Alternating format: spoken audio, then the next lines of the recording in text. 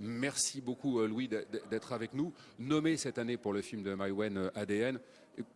Quel bonheur, mais sincèrement, encore une fois encore, le personnage que tu interprètes. Mais déjà dans Mon Roi, moi, je trouve, il y avait Ouais. ça.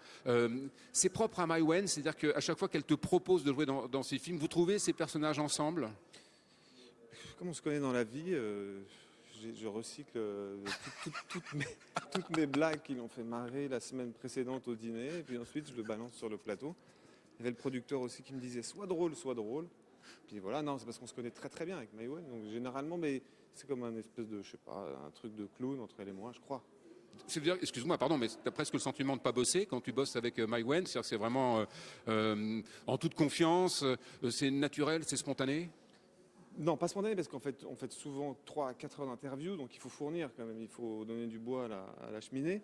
Mais d'une certaine manière, il n'y a pas de texte. Donc c'est un travail d'improvisation avec plusieurs caméras. Et l'acteur est un peu dramaturge, quoi. On pourrait dire il écrit le scénario au fur et à mesure. Donc c'est à la fois vertigineux et très agréable à faire. Avec elle, moi j'adore le faire. Donc, Ouais. mais je ne le savais pas, parce que je suis devenu copain avec elle après avoir travaillé avec elle. Et c'est, je D'accord. crois que parce qu'on s'entend très très bien aussi quand on travaille ensemble qu'on est devenus amis. L'importance pour toi, symboliquement, d'être présent ce soir, 46e pardon, cérémonie des Césars, tu tenais vraiment à être là?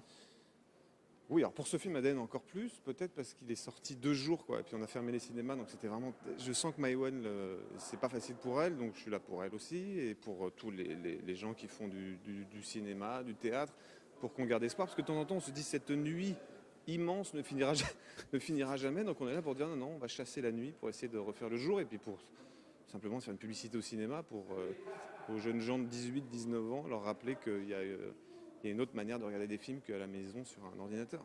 C'est intéressant ce que tu dis parce qu'on sent quand les salles, bien sûr, ont eu la possibilité de rouvrir, que les gens y sont allés. C'est-à-dire que là, elles sont fermées, bien sûr, mais quand on parle de cinéma encore aujourd'hui avec les gens, ils ont très envie de retourner en salle.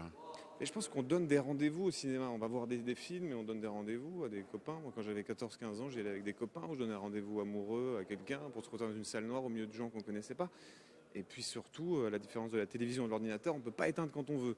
Donc on se soumet un peu à un film. Et puis il y a une communion aussi. On est ensemble dans une salle. Ça, c'est si on est mystique. Il y a des jours, on peut dire que c'est une sorte d'église, ouais. Bon, dédramatisons, disons juste, soumettons-nous de temps en temps à un autre temps que celui qu'on dirige avec une télécommande. Merci beaucoup, Louis. Merci à Bonne vous, soirée. bonne soirée. Merci. Bonne soirée.